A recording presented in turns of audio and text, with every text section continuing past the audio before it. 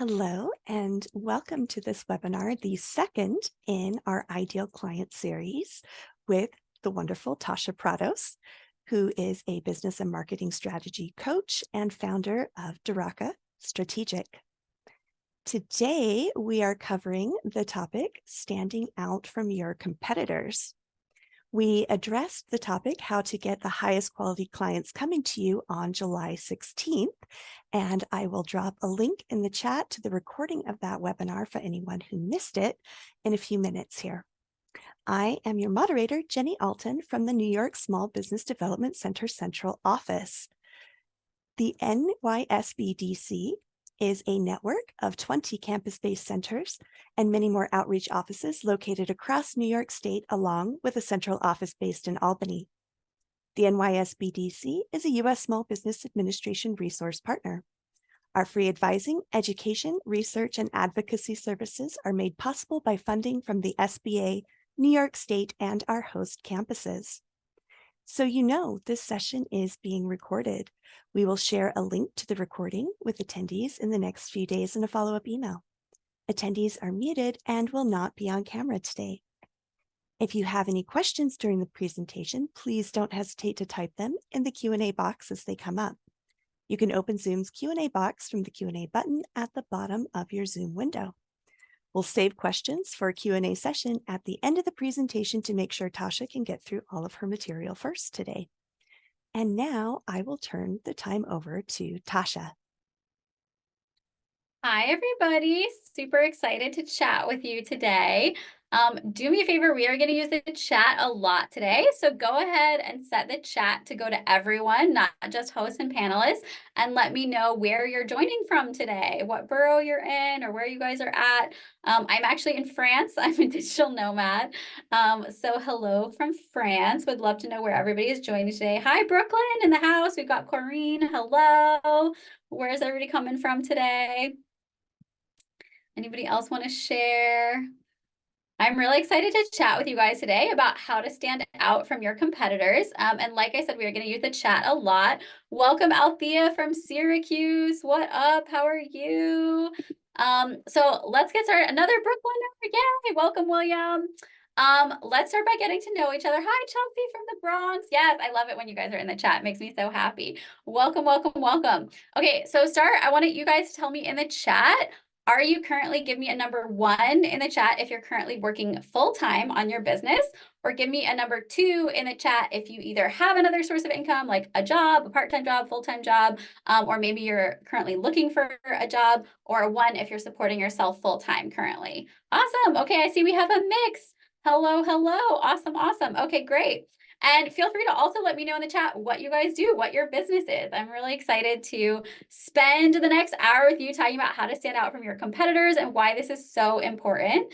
Oh, we have an AI assistant for Juan. Welcome. Okay, sweet. Okay, very cool. Okay, so you guys are in the right place today. You're going to get the most out of today's webinar. If you have a service-based business or like a really solid idea for what you want to offer, and you really want to make sure you're setting that business up for success. You really want to do things right the first time around. You don't want to realize after many months and thousands of dollars that some simple research could have saved you a ton of effort. And you also know it's really important to understand how you stack up against your competitors, and you want to learn how to set yourself apart, right? That's why we're here today. I love it. William said, full-time business, my wife feeds me. Amazing. So tell me in the chat what made you want to take today's training. Like, why are you here? Why is it so important to you to stand out from your competitors, and what you're really excited to learn today? And hopefully I can cover it for you guys.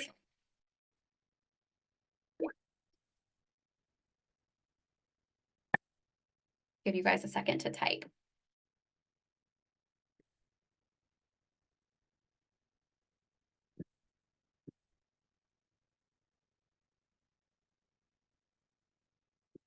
Want to grow my business? Totally. Yes, absolutely. That's why we're here. Love that. Okay.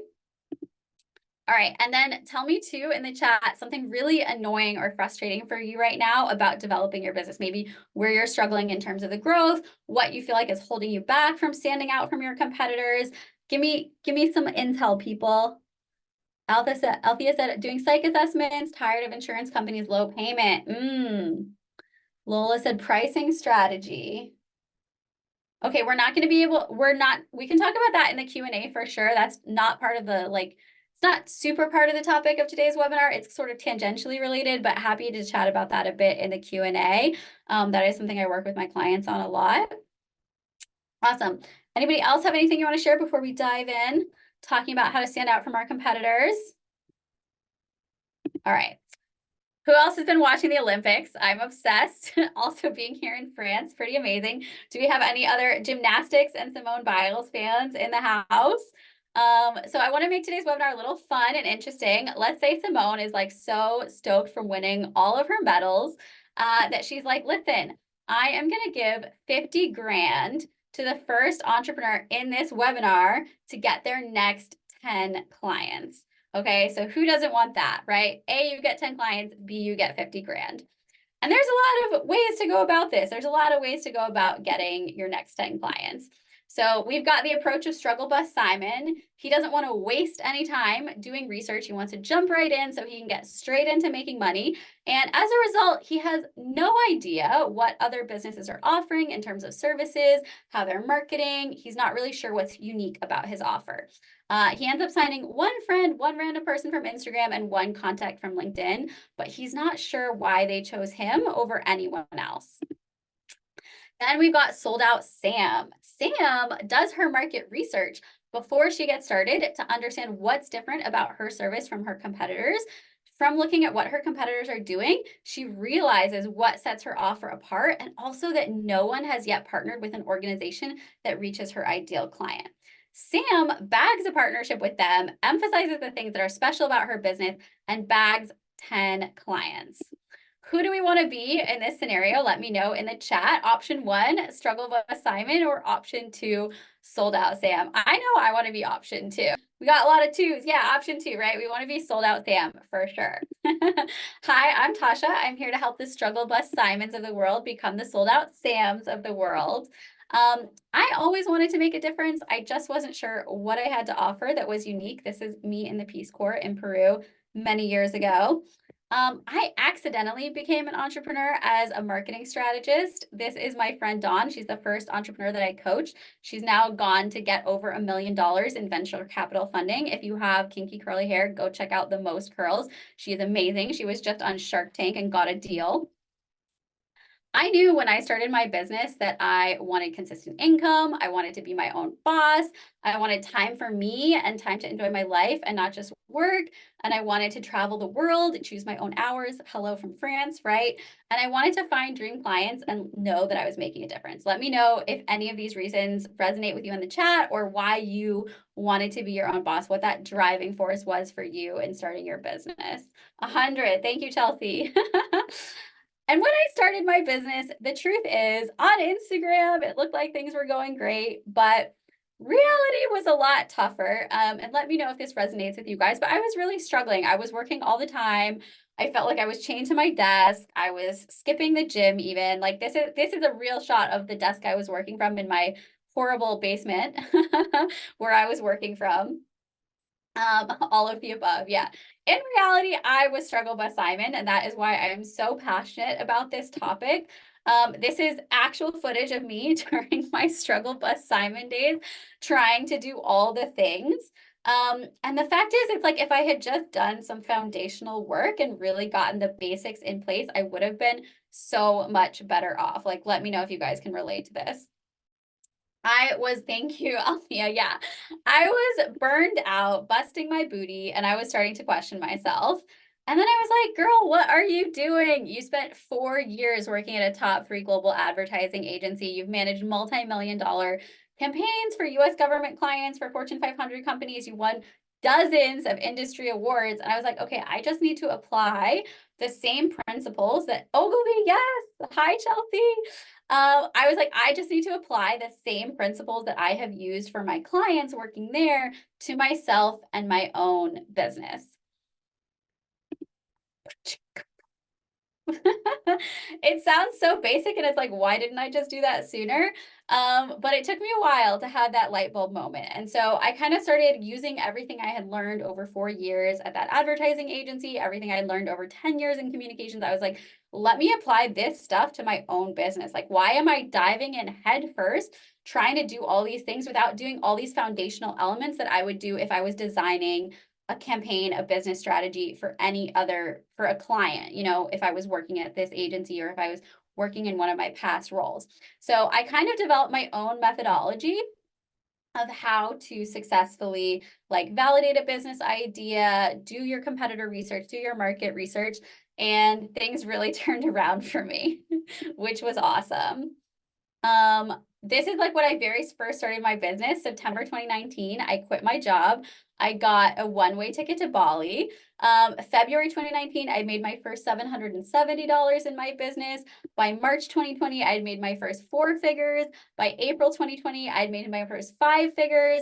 And by November 2020, I'd made my first 6 figures in my business, which is pretty amazing, and super proud that now it's almost 5 years later and I still have a super successful 6-figure business. I've had 30K months and I love helping my clients be able to get this level of success as well. But it's not just that, right? It was about time and lifestyle. And I was also able to do fun passion projects. This is me doing improv at TEDx in Hanoi, being a digital nomad and traveling the world, finally having time to go to the gym and do yoga in the middle of the day was just amazing.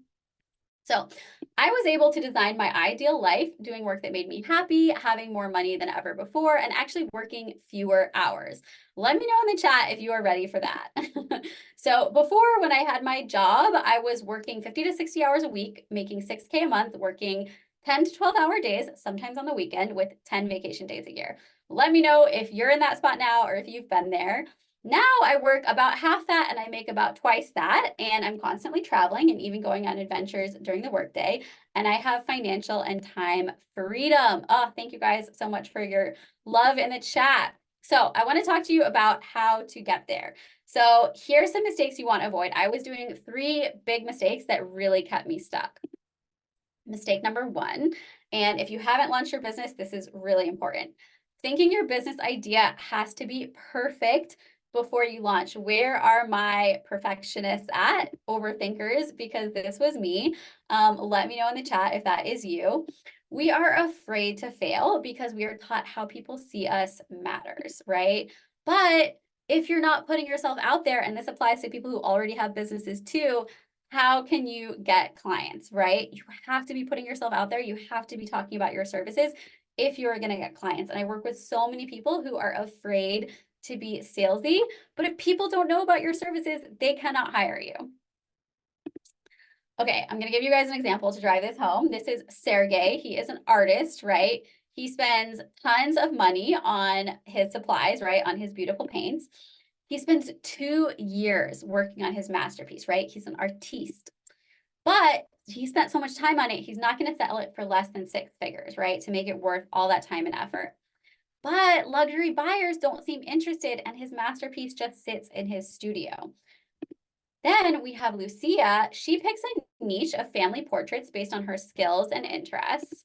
She gets to know local families and learns what they're looking for, right? She's doing that market research. She books several commissions and she uses that money to fund her startup costs.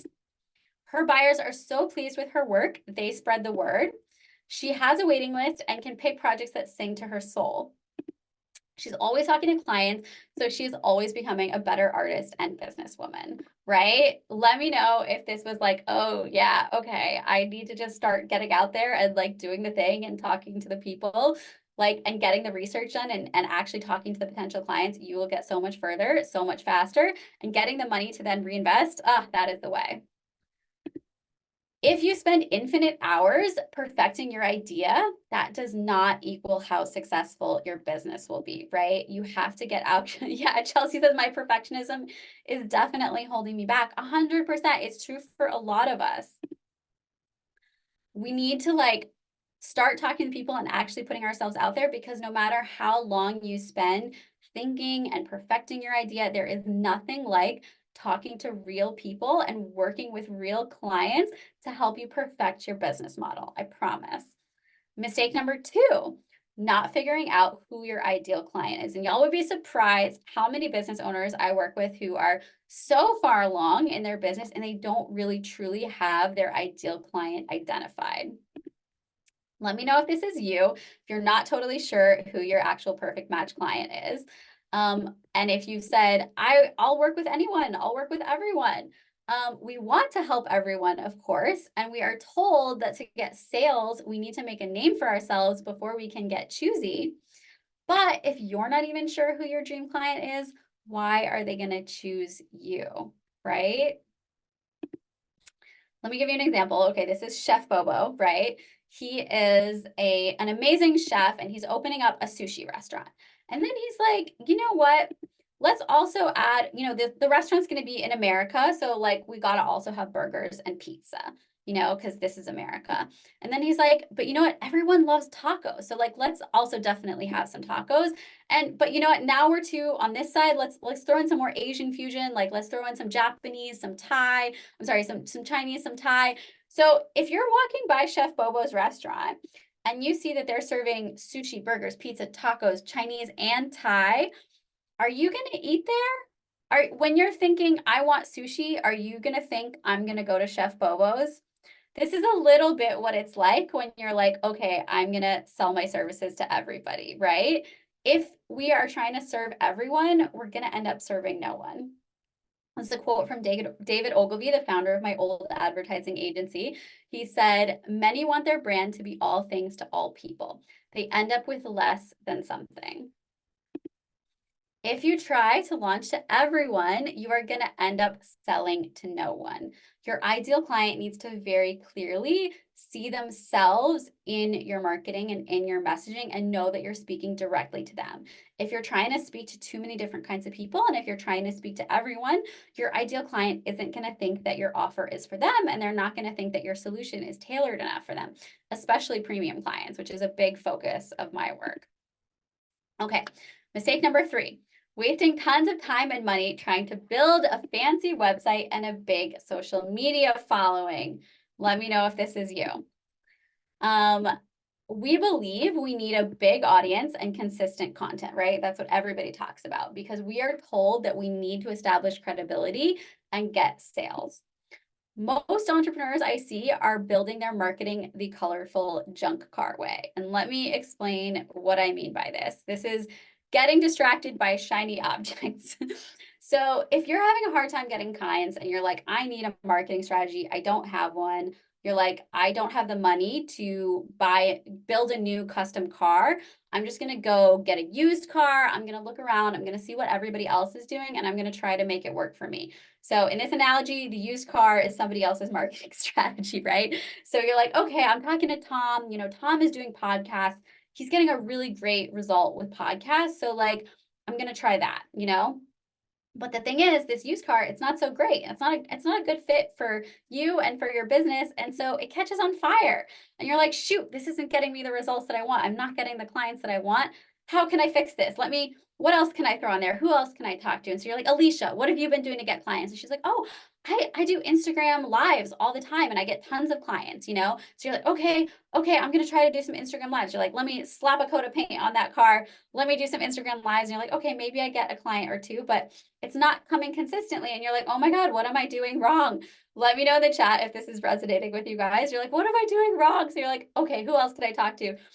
Steve is suddenly on TikTok and he's getting all of his clients from TikTok. And you're like, okay, let me try to be on TikTok. I think I need to be on TikTok. So you're like, let me slap some tinted windows and some rims on that car. I'm going to go on TikTok. Maybe I'll get a client or two. If you are spending all your time getting distracted by all these different marketing tactics that other people are doing and trying to apply them to your business, you're spending all this time and effort doing all of these things, doing blogs, Instagram, podcasts, YouTube, LinkedIn, Facebook, email, and you're spending all of that. Look at all that time. Look at all that time you're spending, and none of it is directly leading to sales, right? Let me know in the chat if you feel burned out by the pressure to constantly be producing content and being on all these different channels, and you feel like you're like a chicken with a head cut off, like trying to try all these different things that other people are trying, and you're like, why isn't it working? Why am I not getting the clients consistently? That is more than a full-time job, and it is not generating revenue. So an effective marketing strategy is not about what are these different tactics that people are doing. You really need a very clear strategy that is going to work for you, for your business, for your ideal client, for the services that you are selling, right? It's about reaching the right person in the right place at the right time with the right message. Niala said, hopefully I'm pronouncing your name right. She said, can I have more than one ideal client? That is a really good question. Let's definitely talk about that during Q&A. Thanks, Jenny. Okay, so I want you guys to know this. These one-size-fits-all marketing tactics are worthless, and what you need is a real marketing strategy that is going to help your ideal customers find you and want to buy from you. It's a lot easier than trying to do all these different things at once. And it's not your fault if these tactics aren't working for you. Nowadays, there's just so much chatter on social media about do this thing, do that thing, do the other thing. And it's like, you cannot apply a one-size-fits-all copy and paste approach from someone else's business to your business and expect it to work, right? Because everyone's business is unique. What does the solution to all of these mistakes have in common? That's why we're here today. Research. Not the sexiest thing, but it is a foundational, really important thing for your business. And I promise doing some really solid research now is going to save you so much time and energy and money down the road. If you don't do market research, you will end up wasting tons of time and money, right? 1 second, let me just drink some water. Sergey, right, our colorful junk car, Chef Bobo, they all wish they'd done a little bit of market research before they got started. This is what the big brands do. I know because I have done it for them, right? These are some of the brands that I've worked with. Let me know in the chat, have you guys done market research? And don't be shy. Like, I know I've been really attacking against people who haven't done market research, but I didn't do market research when I first started either. I was so excited to get started. I was like, surely I know exactly how to do this and I'm going to get clients immediately. And like, why would I need to do market research? You know, what a weird thing to waste time on. But I promise if you haven't done it, doing this is going to be such a game changer for you guys. Yay, Chelsea. Thank you. Looking forward to my tips. Okay, I'm excited to share with you guys. So the thing I recommend you guys start with is a competitor analysis. Let me know in the chat if you guys have done a competitor analysis before, and especially if you are just starting out your business, this is such an incredibly useful and powerful tool to get clarity on so many things. Like somebody was asking about prices, right? Get clarity on your unique value proposition, get clarity on where you're at in the market, like so many different elements of your business. So I want everybody to take out a Google Doc, take out a piece of paper and a pen, however you want to do it. And I want you to think about who are 3 of my peer competitor organizations. You can also put this in the chat. Would love to have a look at that. So I want you to think about who are 3 peer competitor organizations, meaning these are companies that are sort of at my same level. Like they started around the same time as me. They're about the same size as me. They're offering similar goods or services as me. And I would consider them peers. They're like in the realm of possibility. Like they're in my tier, you know, if I'm competing in the Olympics, they're going to be in my weight class, you know, those are your peer competitor organizations. I want you to list out 3 of them. And then I want you guys to list out 3 aspirational competitors. So these are going to be like Simone Biles, right? Or maybe not even quite that high. These are going to be organizations that you're like, okay, that's what I aspire to be in a few years, like maybe 5 years, maybe 2 years, right? They're further ahead of me in the game. They have, you know, maybe they're bigger, they have more staff, they have more money, they're much further along, they're super successful, and you really see them as like that shining North Star of like, that's where I want to be. If you're not sure who your competitors are, this is a big gap for you. So start Googling and just start, if you're not sure, like even how to find this, I want you to like use keywords that relate to your service or offer, relate to your target audience, maybe relate to your geographic area. So for example, like branding and marketing strategy consultant for service-based social impact entrepreneurs in DC. And that's something I might search, and that will give you kind of a list of, you can start clicking on things and find some competitors for you to do this competitor analysis with. Corinne said, to some degree, yes, I did a SWOT analysis. Amazing for my competitors and myself. Love that. I love a SWOT. Awesome. So I'm going to show you guys an example in just a second, but first I want to share a couple of tips. When you're doing this, and I'm going to give you guys a template for this as well. You're not going to have time to do it during the session today, but I'm going to explain to you how to use it and kind of what to look for, right? So there's going to be a bunch of, actually, let me just show you guys the example to start. This is from one of my clients, of course, used with permission. Okay, can you guys see that? I know we've had some trouble with the screen sharing. So let me know in the chat if you can see this, please. We can. Okay, fantastic. Excellent news. So it's a very simple, this is the same template I'm going to give you guys. So the first column, we have the name of the organization, right? Type of competitor, right? Peer or aspirational. And then I like to put their mission statement, or like, what are their objectives of this organization? Who are their target audiences? They might not say this explicitly on their website, but you're going to figure it out as you go through their website. As you see exactly who they're targeting, you're going to be like, oh, okay, they're clearly targeting this type of person. Then I like to write, what resources and materials do they have on their website? So this is an example one of my clients did. He was like, okay, and he has a business where he does kind of like career professional coaching. And he was like, okay, they have a career advice blog. They have Get a Job with Any Degree workbook. They have, you know, free tools, free classes, free articles. They have a free crash course, video series, personality test, mantras video course. Okay. Then their revenue model. And you might not be able to find online how much money are they making, but you might be able to find, okay, they have this product or this service, it costs this much money. And so you can start to write those things down. You can start to see, okay, what services are they offering? Okay, you can start to see, okay, maybe they have a package where they sell, you know, this many things for this much money. So he kind of wrote down some of their things. They have individual, institutional. He doesn't know how much money it costs, so he put a question mark. They've got some e-guides, some job search services, you know, and he put the price range for all of these things. They have, you know, business foundations, like he put the cost of the package, right? So you can kind of see, and it's like, okay, clearly they do speaking gigs, but I don't know how much money they're making from that, right? So all these things. How does it work? That's basically like, okay, what is the business model? What is the sign-on process? Like, what are the steps? So he's like, okay, individuals can sign up for courses and follow his blog. They could also book him to speak to their group, right? So just basic stuff. Key messages. This stuff is great. And this will also help you figure out, okay, who's the target audience? If I can't figure that out, like, let me look at what are the key messages are. What do they keep saying? And then what is the tone? What is the tone of the brand? Is it conversational? Is it professional? Is it really formal? And then anything else you notice, like, seems to be a one-person operation. Big focus on social media and branding. Big focus on mindset and psychology. Then I like to have a category for size and success metrics and funding. So this is a good place to see, okay, get a sense of how successful this organization is, how many clients they have, how big they are.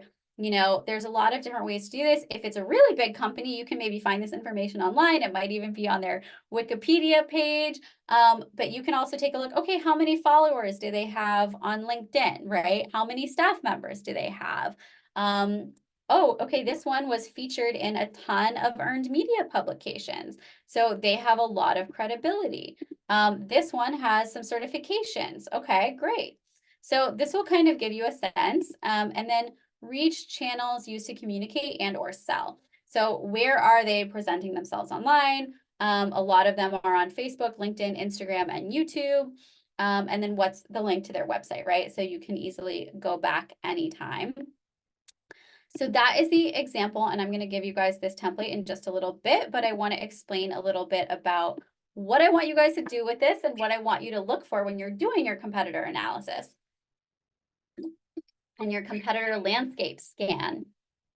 I hope you guys are fired up about this. I freaking love research, and it's truly so important, and it's truly such a game changer. And I know a lot of people are like, oh, research, boring and lame, but I promise it will change the life of your business. So why are we doing this? What's the whole point of a competitor analysis and landscape scan? This is going to help you so much as you look at these other organizations. You are going to see gaps that you personally, your business can fill. You are going to see opportunities. Let me give you guys some specific examples. So think about as you do this, as you go through these, as you see these organizations, is there a need that none of these organizations is currently meeting? What are my competitors not doing right now that someone should be doing, AKA me?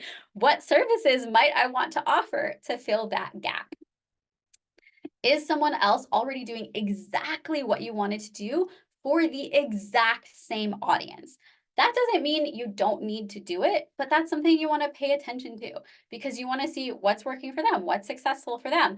Do I maybe want to, okay, that audience might be super saturated. Maybe I want to tweak my offer a little bit. Maybe I want to tweak my audience a little bit. How are they pricing and structuring their offers? What benefits do they talk about for their offers? So somebody was asking about pricing earlier.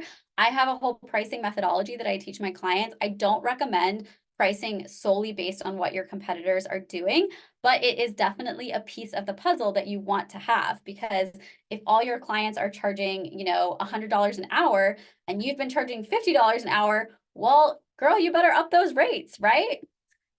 Where and how are they talking to their audience? What kinds of resources are they offering? So that can really help give you inspiration. Like if you're saying, oh, every single person here is on TikTok, maybe I should consider checking out TikTok. Or you could say, okay, no one here is on YouTube. You're like, you know what? I think there's a real need for this content on YouTube. I can fill that need, and that's something I'm really passionate about doing. Do any of them look like good partners?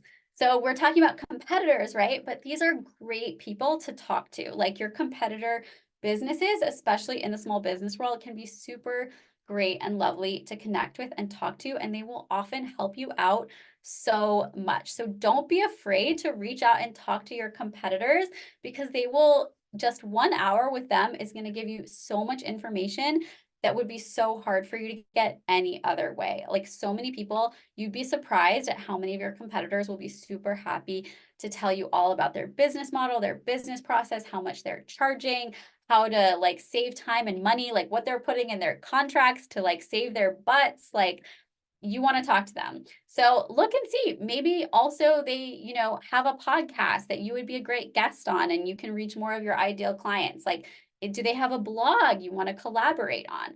Look for opportunities. And then what are they doing that you do not like? This is also helpful and important and inspirational. You're like, okay, I see they're doing XYZ. I freaking hate that. I'm definitely not doing that, right? That can be just as valuable. And then what are things that everyone has that you maybe should also have? You're like, okay, I see that everyone on their website has like a very specific structure laid out for their offer. Maybe I should also have that. So it's clear and it's in line with like the industry standard. You know what I mean? Don't copy. I shouldn't have to say this, but do not ever copy a competitor, right? You're using this for inspiration, for motivation, to help you get ideas, but never plagiarize, never just copy what someone else is doing. And it's not going to work for you either. And then, like I said, competitors are not always competition. Like Shine Theory, we can rise together. I'm a business coach. There's freaking tons of business coaches out there. There's room for tons of business coaches out there. You don't have to view your competitors as rivals. You can view them as, oh, they're doing amazing. That's going to be me really soon. Okay. Some more things to think about, right? Collaboration opportunities. Like I said, reach out to them. Let them know you're thinking of starting a business or you've already started a business. Ask if they'd be willing to get a coffee, and you'll be surprised at how often people will give you really valuable insights. Follow them, sign up for their newsletters, listen to their podcast. You want to know what's going on in your industry and you want to support those peers. Like let me know in the chat if you have this, but it's a really beautiful thing when you can kind of rise together with your peers. Some of my most supportive like friends on social media are like my competitors who, we started following each other and we support each other and it's genuine, but we've kind of like risen together through and watch each other evolve over the years. And it's a really beautiful thing. Let them know they inspire you publicly or privately. Like we all know it's tough being an entrepreneur, and those words really mean so much. It costs you nothing and it will make their day. Share their resources if you like them and credit them, obviously. There's room for everyone to succeed. And let's say, for example, you see something awesome, you share it to your Instagram stories, you tag them, they reshare that, and maybe their audience has a bunch of your ideal clients, and then they start following you. It's like a win-win. Establish a working relationship for referrals is also a really great thing to do with your competitors. Maybe you get to a point where your business is totally booked up. You can't take on any more clients. You want someone you can refer people to that you trust, that you have a good relationship, and you can even set it up so you get a referral fee. Like, these things are all win-wins. So if you guys want my competitor analysis template, let me grab that for you so you guys can do your competitor analysis. Let me drop that link in the chat. So that will just give you like the Google Doc template. It is view only, so you just want to make your own copy, of course. And let me see if there was anything else I wanted to cover. I think that was it. So I'm just going to drop my links for my Instagram and my LinkedIn and my website, and then we can do Q&A.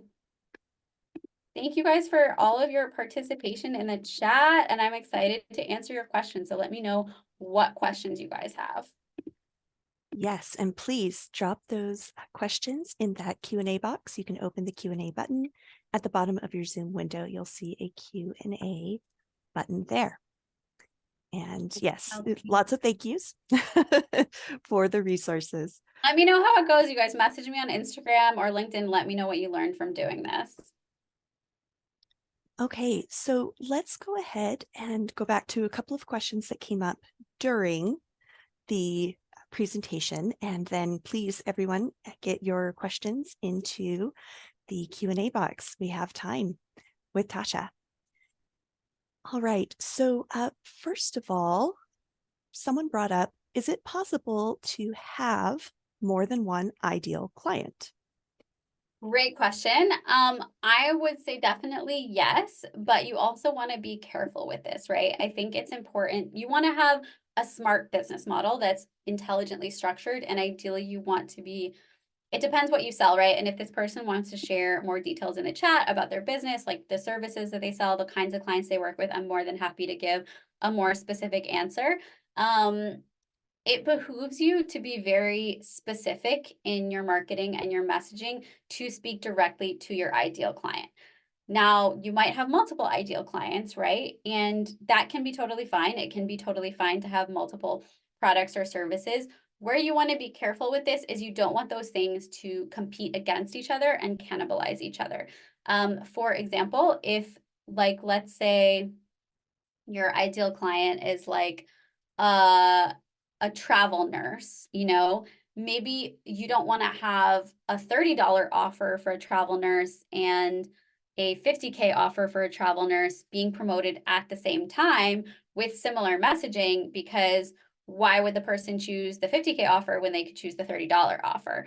So it's a kind of thing where you want to be a little bit careful in terms of how you're structuring your business and your product suite, and when you're talking to different clients, if you have multiple ideal clients. Sometimes it can be really great. Sometimes they can feed into each other. Sometimes you can have secondary audiences. Like, for example, I work with a nonprofit doing like a rebrand and a redesign for them where, they had a ton of different audiences because they were working with Latinx students in North Carolina. So they needed the Latinx students to apply to their programs. They needed the parents of those Latinx students to support their students applying for the programs and be supportive of the programs and also be involved and participating.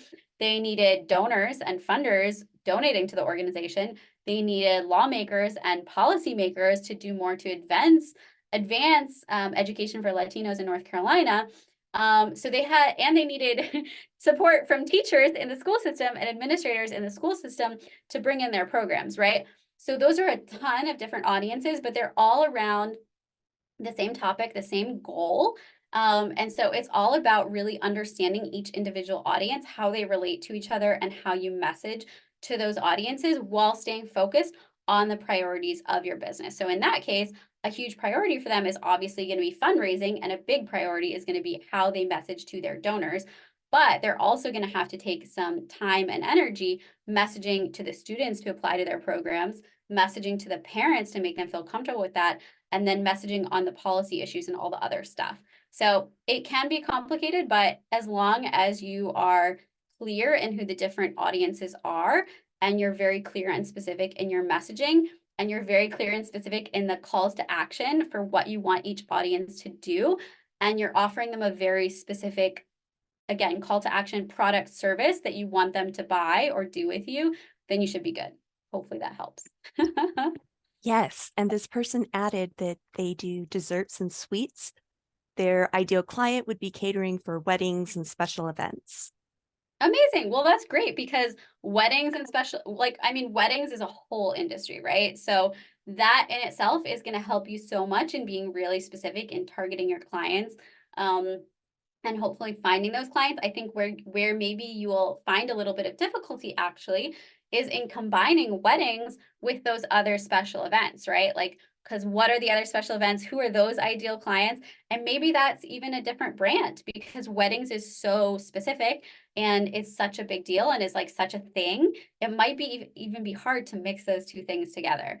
But those are just my initial thoughts, you know. Thank you. So we have a couple questions about slides. First of all, could you show the last slide again that started with collaboration? Somebody would really like to see that one, if we can do that. This one? I believe that's the one. Yep, collaboration opportunities. All Take right, a screenshot. perfect. Yes, and somebody else asked if they'll have access to presentation slides, if you had a link for that this week or not. We will be sharing the recording. Slides, but I know Jenny will be sending out the recording so you can rewatch anything that you missed. Yes. So you will have access to them through the recording. Yes. Okay. So I know somebody brought up pricing and you went into a little bit of a discussion on that. Is there anything else that you want to add now here in the Q&A? I know that's like, whoa, big topic, but yeah, big topic I work with my clients on. And I have, like I said, I have a whole methodology around this. Again, part of it is going to be what are your competitors are charging, but then don't let that get in your head and like don't let that set your prices. You want to do a whole exercise where you really understand all the costs going into your business, all the expenses going into your business, and not just the physical goods, not just the, you know, the office space and the lighting and the supplies and the laptop and, you know, if you make jewelry, the hard metals and stuff. You also want to think about your time and value your time. A lot of people don't do that. So you want to know all of the expenses involved in your business. You want to know the approximate market value for your product. And ultimately, you want to charge something where you're covering all your expenses, making a profit, makes sense with the market, and you feel really good about charging. You want to charge something where when someone pays you that, you're really excited to receive that and you're going to show up and do your best work for that client. You don't want to charge something where you're then going to show up and feel resentful and feel like, wow, I'm not making enough money for this. Like you're the boss, you own the business. If you're not happy with how much money you're making, charge more. And I've worked with so many people who, you know, they don't take their own time into account. They don't take their expenses into account. You know, they feel like they're not getting paid enough money, but it's like, you have control over that. You are the boss. And so if you want to make more money, charge more money. And so a big thing of what I do is helping my clients work with more higher quality premium clients and charge more money, which can be really tough for people to kind of step into that mindset and feel like they can charge that much money and they deserve to charge that much money. But you got to think about all the years that you have spent learning and honing your skills and building up your ability to do those things. And yeah, it's a whole thing. Hopefully that helps a little bit. And yeah, let me know if you have any more questions. absolutely. And I will drop the link to our last session with you that was how to get the highest quality clients coming to you. So Yes. make sure to check out that session. Tasha had some great suggestions in that session. And so I'm putting that into the chat right now. If you didn't see that one, it's full of good information. Okay. Only watch the replay. So here's a question. Besides networking, do you think So this business owner wants to know, do you think I need social media attention to get started? Or should I build client base first and do social media later? Such a good question. Very common question. My answer is going to be it depends so much on what your business is, what your services is, who your ideal client is, if you should even be on social media. So many entrepreneurs today feel all this pressure to be on social media. Let me know in the chat if that is you, but maybe your ideal client isn't even on social media. Again, this is a big part of why market research is so important. And the process I recommend is not first, this is what so many entrepreneurs do, is like the first thing they do is like, I need to spend money on, creating a logo and creating a website, and I need to get on social media. These are usually the first things people do. And actually, the first thing you should be doing is getting your first paying clients.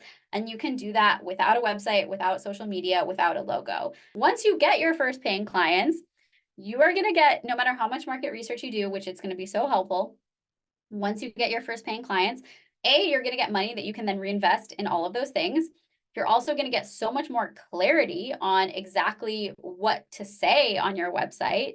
Again, no matter how much market research you do, there is still going to be new things that you are going to learn from working with your actual clients in the real world that is going to change how you talk about your business, how you talk about your services, the things you say on your website, because you're going to be like, oh, I've gotten this same question 5 times from 5 different people. Maybe I should add that to my frequently asked questions section, or maybe I should offer the prices directly on my website so that I'm not spending all this time answering messages about how much my services cost, and the people who can't afford me can just filter themselves out right off the bat. So start by getting your first paying clients. You can then use that money to reinvest in getting a website, getting a nice logo, but you're also going to get so much more clarity on how to talk about your services, how you want your website to look, what you want it to be, what you want it to say. That's going to be so much more valuable. So I'd say in terms of getting your first clients, like the best thing to do is start talking to people and doing outreach to potential ideal clients, and work with partners who are already reaching your ideal clients. And you can just have like a sales deck like that explains your business. You don't need to make a website or spend tons of hours learning how to code, which I mean, now there's a lot of no code, low code websites. So if it's fun for you, you want to spend some time like making it a really simple website, great. But like you can literally just make a PowerPoint deck explaining what your business is, explaining what your service is, and selling it directly to people. And then once you get some money from that, use that to reinvest in your business and invest in creating those things that you want to create, and things that are going to make you more money. Hopefully that helps. Yes, we had a comment, makes a lot of sense, which it does. So I know that you talked about identifying those gaps. And so if you do find a gap, and let's say you're just starting out, and so you're making these decisions about, do I need a website? Do I need social media? Do I just go after clients, etc.? Do you have any recommendations based on that gap analysis that you've been talking about of ways to approach that when you start to find those areas? Yeah, if you find a gap, that's your opportunity, right? That is a huge way to distinguish yourself and your business. If you're like, oh my gosh, like, let's say I don't know why travel nurses keep coming up to me today, but like, let's say you are helping people learn how to become a travel nurse, right? And you realize that like everyone is only talking about, how to be a travel nurse, but no one is teaching people how to be, wait, sorry, if everyone is teaching people how to travel as a travel nurse and how to make that process easy and smooth, but no one is teaching people how to become a travel nurse. There's probably a lot of people who want to become a travel nurse, and that's a huge gap that you've just identified. Then you could be the person to step in and fill that gap and meet that market need for the people who want to become travel nurses and don't know how, right? So if you see a gap in the market, that is a huge opportunity where you can offer a service that is going to fill that need. So you want to make sure, you want to validate it and make sure, oh, that's a real need, that's the real market need, people are really going to pay me for that. But it's a huge opportunity for you and for your business. And so let's talk about that just a little bit more, validating that idea. what would you say? What are some good ways to go about validating? Hey, I found this gap. I think it might be good. Yeah. Now I want to validate this and make sure that this is like a good avenue to pursue. Yeah, What I strongly recommend validating your ideas before you like quit your job. You want to start making enough money from your ideally your side hustle to replace that income before you ever quit your day job. But a big thing is market research, right? Talk to your ideal clients. Do you want to pay me for this? And then get have them sign up. There's no better validation than someone actually paying you for the service. So until people are paying you for the service, that idea isn't 100% validated, right? And there's some really interesting case studies of this, like for example, where people will sell the thing. They don't actually have the thing yet. They don't actually have the product yet, but they will, sell it. And then as soon as someone buys it, they will create the product, right? This is a lot easier for us to do when we're not selling a physical product, right? Because a physical product takes time and effort and money and there's a whole process to create it, right? But if you're selling a digital product or a service, or you want to create a course, don't create it until someone is paying you for it. And that way, there's a market for it. People are going to buy it. And then once they do, you can continually get their feedback and refine it and improve it and make the process even better. this person has two different businesses. One is interior design, and the other one is art that they sell, which they just started. What advice would you have for introducing this person or their business in a networking event? Yeah, nice. Well, first of all, that's awesome because those are complementary businesses. And if you're doing interior design for someone, you can hopefully also sell them some of your art, which is very cool. I think it depends on the event that you're at, right? You want to focus on the event that you're at and the audience that's there. And also, like, what do you want to do at that time? Like, if you're really focused on selling interior design services, you probably want to focus on that. If you're really in a moment of really focusing on selling art, you probably want to focus on that. If you're an event that is like people who are trying to get their home designed, you're going to want to focus on interior design. But if you're in an event where people are looking to buy art, you're going to want to focus on that. If you're in a setting where you're talking about both, you want to find a good way to kind of balance it so that someone can hear what you're saying and kind of tune in to whichever one they find more interesting or attractive, or that they're more drawn to. In my programs, I teach people kind of how to do this. I have like a real specific brand positioning statement formula that I like to use with people, so that you're really focusing on all the elements that someone is going to be drawn to in that sort of 30-second elevator pitch, and really focusing on like, okay, what is not just the service that I'm selling, but like who's it for? What's the unique value proposition? What are the values of the brand and the worldview of the brand and the kind of big picture of what we're working towards?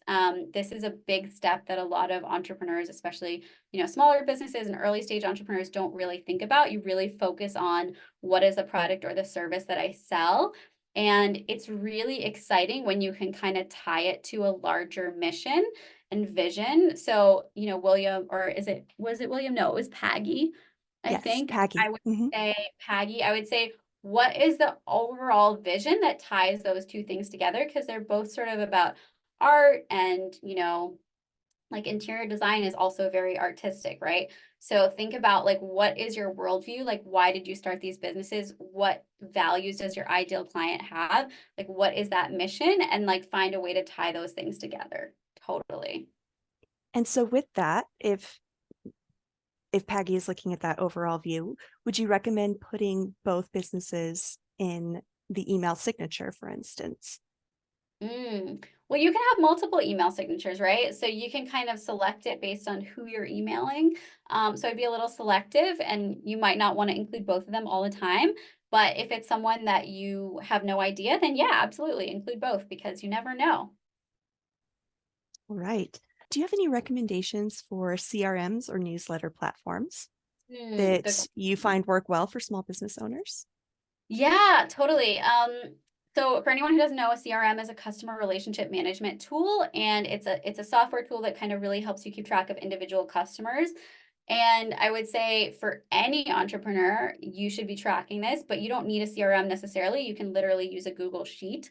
Um, If you are going to use a CRM, there's a lot of different options, and they also range a lot in terms of cost and in terms of functionality. A lot of people think they need to use something like Salesforce, which is really big and really fancy, but it's really expensive. So I wouldn't recommend that for starting out. Oops, sorry. There are some things where I think it is valuable to start with like the big, fancy, expensive things so you can really grow into it. But unless you have a business where you're working with a ton of different clients and you really need to keep track of that, like let's say you have an accounting firm, like definitely get a good CRM and get something really secure, right?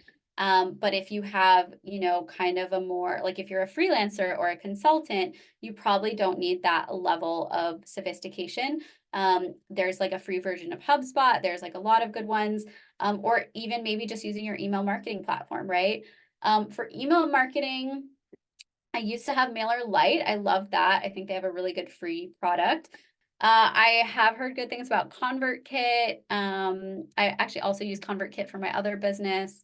So yeah, I guess those would be my recommendations. Again, do your own research, like choose the tool that's going to work best for you because everyone is going to have different preferences. And I would say too, in terms of the CRM, a lot of times you can also use a project management tool as well if you don't want to use a CRM. But again, you can also use a Google Sheet. Aside from Google, do you have any other resources for market research that you recommend, free or paid? Well, there are a lot of tools for market research out there if you want to spend a lot of money for sure. You can find, I used to work, like I said, at a top 3 global advertising agency. So we had things like access to, double blind MRI database studies. There's like, Ipsos, Gartner, there's tons of different research firms who will put together huge consumer reports. I think, Jenny, you mentioned that SBDC has some research tools that people can use if you want to We plug that do. for a sec.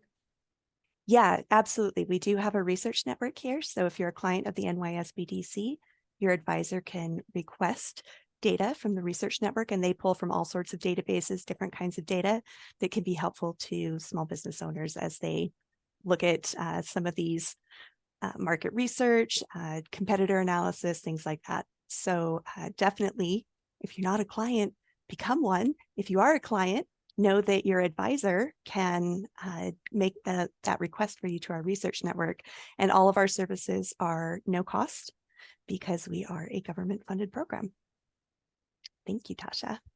So that's All a great one. But right. what I was going to say is that Google is great. Don't not Google. Like this, there's so much great stuff you can find from Google. And then again, talk to your ideal client. So this is a big thing I teach my clients is how to do market research because you really don't need a big fancy, like someone else doing it for you. And the more you talk to your ideal clients, the more information you're going to get, the more in touch with their needs you are going to get.